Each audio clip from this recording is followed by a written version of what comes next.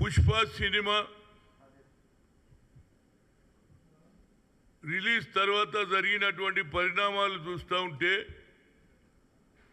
కొందరు పొలిటికల్గా అడ్వాంటేజ్ తీసుకోవాలని అసలు లా అండ్ ఆర్డరే లేదు, ఇంకో పక్క కక్ష సాధింపు, ఇంకో పక్క సినిమా ఇండస్ట్రీ మీద ఏది పెద్ద దెబ్బ పెడుతున్నారని నా ఉద్దేశంలో మరి అల్లు అర్జున్ ఆలోచన చేయాలి. ఈ సినిమాకు ఎవరు టికెట్లు రేటు పెంచుకోవడానికి ఎవరు పర్మిషన్ ఇచ్చిండ్రు? రేవంత్ రెడ్డి గారు ఇచ్చిండ్రు, బీయింగ్ ఏ హోమ్ మినిస్టర్. అంతేకాకుండా ఆయన మాట్లాడినది అసెంబ్లీలో ఏమన్నాడు? పరిస్థితి మీద తల్లి అయినటువంటి రేవంత్ని చనిపోవడం, కొడుకు తేజ కిమ్స్ హాస్పిటల్లో ఇప్పటికీ చావు బతుకులో ఉన్నాడు. దాని మీద అసెంబ్లీలో సమాధానం చెప్పే పరిస్థితి అయినది, సమాధానం ఇచ్చాడు. దానికి మరి ఆల్రెడీ బెయిల్ మీద ఉన్నటువంటి అల్లు అర్జున్ ఎందుకు ప్రెస్ కాన్ఫరెన్స్ పెట్టిండని అడుగుతున్నా. నేను పెట్టవలసిన అవసరం ఏమి ఏర్పడింది? నువ్వు ఆల్రెడీ బెయిల్ మీద ఉన్న వ్యక్తి అసెంబ్లీలో మాట్లాడింది ముఖ్యంగా ఒక ఆడపడుచు చనిపోయింది, ఇంత పెద్ద అన్యాయం జరిగిపోయింది, కొడుకు హాస్పిటల్లో ఉన్న ఆవేదనతో పోలీసులు ఇచ్చిన రిపోర్ట్ ప్రకారంగా నువ్వు చేసిన ఏదైతే పర్మిషన్ లేకుండా నువ్వు రావడం ఇవన్నీ జరిగినాయి. నా ఉద్దేశంలో మరి పొలిటికల్ పార్టీస్ వాళ్ళు ఎంతసేపటికి ఇదో కక్ష అంటుడు, కక్ష సాధించే కాంగ్రెస్ పార్టీ కాదు, మాది సెక్యులర్ పార్టీ.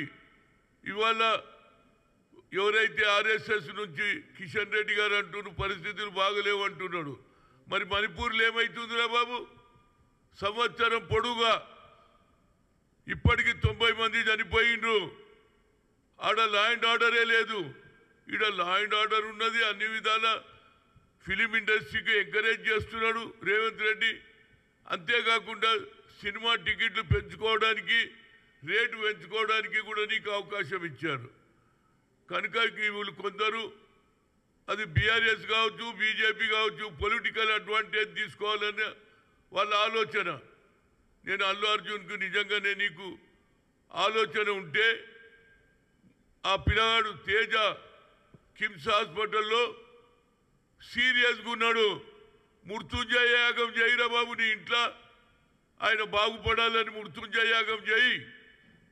అదేవిధంగా నీకు ఆలోచన ఉంటే వాళ్ళ కుటుంబానికి ఏ విధంగా సాయం చేయాలని ఆలోచన చేయి.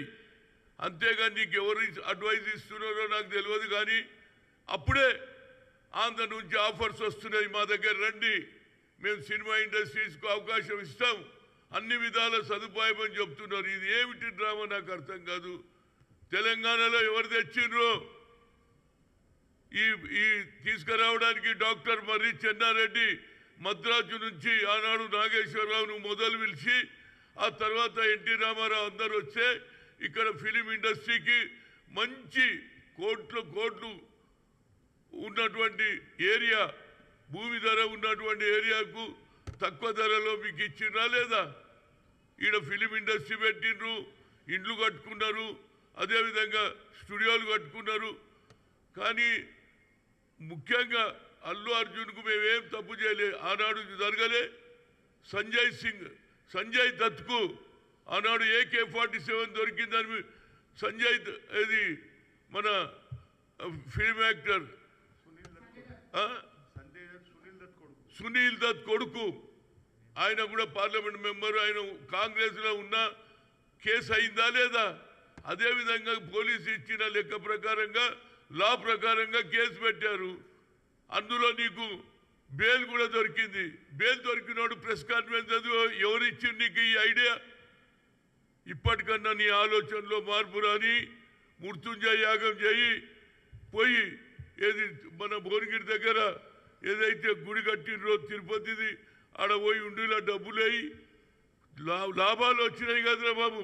ఆ లాభంలోనే కొంత భాగం మృత్యుంజయ యాగం చేయి దేవుడు అన్నాడు. అరే పాపం వాడు బతకగలుగుతాడు. అంతకాకుండా ఒక్కొక్కడు పోతున్నాడు, రోజు ఒక స్టేట్మెంట్లు ఇవ్వడం, కాంగ్రెస్ పార్టీని బద్నాం చేయడం.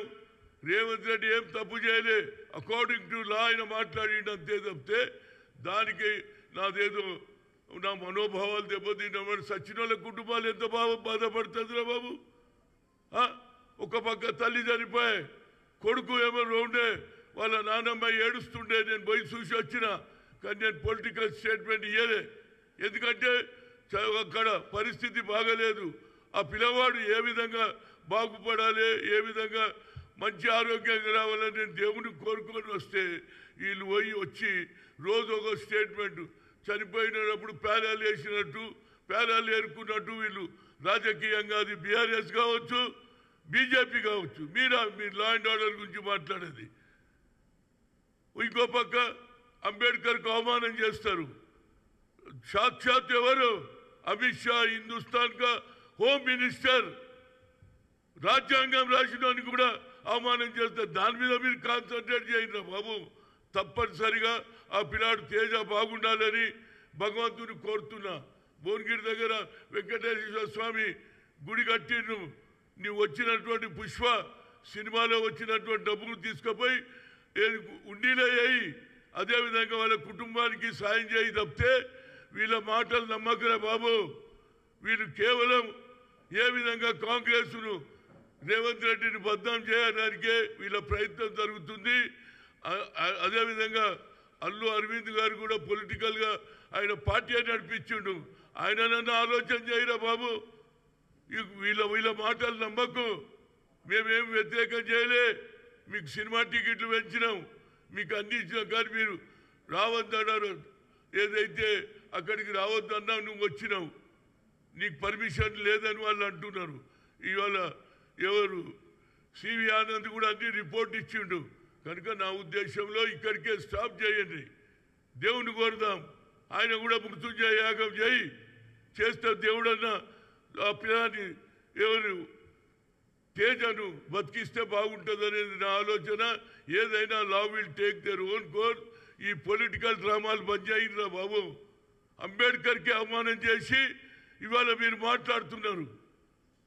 మణిపూర్లో లాస్ట్ 1 ఇయర్ నుంచి 90 మంది చనిపోయినరు. ఆడ ల్యాండ్ ఆర్డర్ కనిపిస్తలేదు.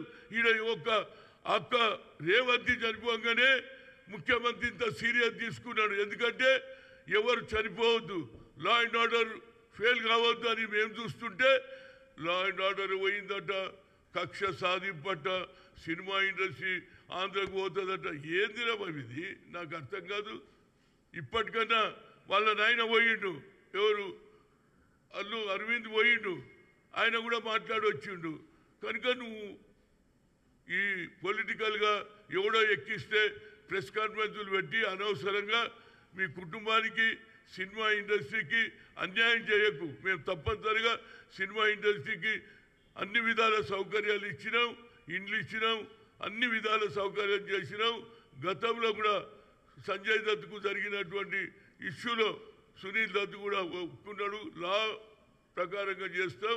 ఇలాంటి భాషకి ఆపేయండి.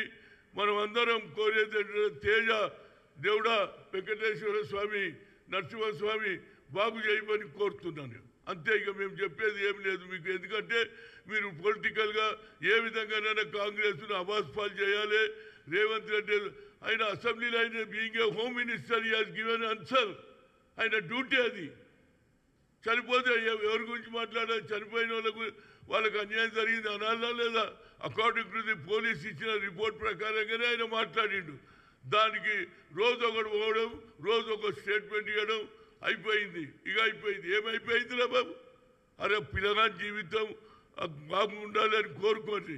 ఆ తర్వాత ఎట్లా చేయాలనేది కోర్టులో ఏది డిసిజన్ చేస్తుంది. కానీ అల్లు అర్జున్ తప్పనిసరిగా వచ్చిన లాభంలో వాళ్ళ కుటుంబానికి కూడా సాయం చేయాలి. మృత్యుంజయ యాగం చేస్తే తప్పనిసరిగా ఆ పిల్లవాడు మేలుకోవాలని. తల్లి పోయింది, కొడుకు ఒక బిడ్డ ఉన్నదట. ఆ చెల్లెల్ని ఎవరు చూడాలి? కనుక నా ఉద్దేశంలో ఇలాంటి పొలిటికల్ గేమ్లు బంద్ చేయండి. సచ్చినోడు సచ్చిండు, మీరు రాజకీయం చేయడం ఇది మంచి పద్ధతి కాదని ఒక సీనియర్ నాయకుడిగా నేను కోరుతున్నా. భగవంతుడు తేజాను బాగు చేయాలని కోరుతున్నా. Thank you.